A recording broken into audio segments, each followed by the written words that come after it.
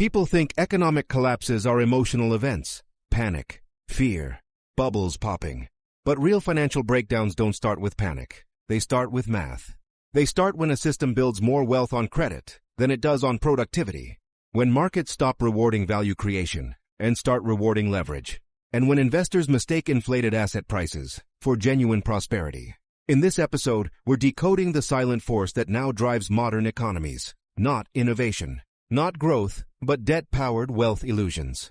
And I'm going to show you why the biggest risk today isn't volatility. It's dependence on asset prices just to keep the system alive. Prosperity built on credit instead of productivity. For most of economic history, wealth was simple. You built factories, you produced goods. You generated cash flow. Debt existed, but it funded something real. Today, the engine is different. Corporate profits rise, not because output increases, but because borrowing costs stay low. Housing prices rise, not because incomes are stronger, but because credit is cheaper.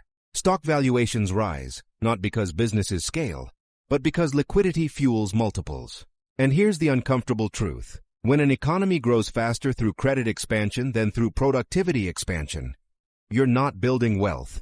You're stretching it. The system becomes dependent on rising asset prices the same way a body becomes dependent on oxygen. If prices stop rising, the machine doesn't slow down, it suffocates. Because pensions, insurance funds, mortgage securities, corporate refinancing, and tax revenues all require perpetual asset appreciation just to function.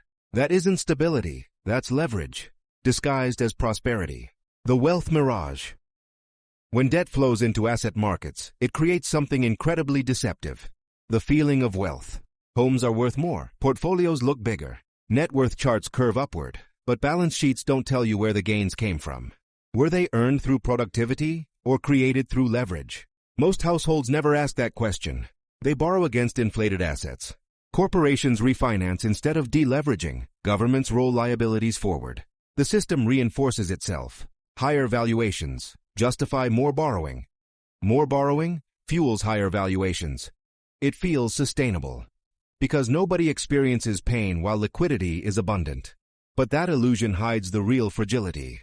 If credit tightens, if refinancing costs rise, if lenders step back, wealth doesn't decline gradually. It reprices to reality. And the gap between true cash flow value and leverage-inflated value gets exposed instantly. Liquidity is the real risk factor. Markets don't break because assets are expensive. They break because liquidity disappears. Refinancing windows close. Collateral values soften. Institutions reduce lending. A system that was comfortable with leverage suddenly needs cash. Investors sell to meet obligations. Funds rebalance to reduce exposure. Banks pull credit to protect solvency. This isn't fear, it's mechanical deleveraging. One balance sheet tightens, then another, until selling is no longer a decision. It becomes the only option. And here's the harsh reality. When an economy is built on credit expansion, stability is an illusion. Liquidity is the real foundation. And once that foundation cracks, price is no longer set by belief. It's set by who can still afford to hold. Because financial stress spreads across the system. Every liability in the economy is someone else's asset. When companies can't refinance debt, bondholders take losses. When property values adjust, bank collateral weakens. When markets fall, pension funding ratios collapse. Each tightening decision triggers the next. Banks protect reserves. Funds raise cash. Households cut spending. That contraction isn't emotional, it's mathematical. And it travels through private credit, commercial lending, equity valuations, government borrowing costs, corporate earnings guidance. This is why systemic stress never lives in one asset class. It moves through interconnected balance sheets. That's the real risk of a leveraged economy. It doesn't fail in one place. It tightens everywhere at once. The CEO mindset, position for reality, not prediction. High-level operators don't try to predict crashes. They prepare for repricing. They don't chase inflated valuations. They don't rely on optimistic refinancing assumptions. They don't build lifestyles that require bull market conditions. Instead, they prioritize liquidity optionality, strong cash flow productivity, low dependency on leverage, multiple income streams, capital discipline during expansions. Because wealth isn't measured by what you gain in a boom, It's measured by what you still control when the cycle resets.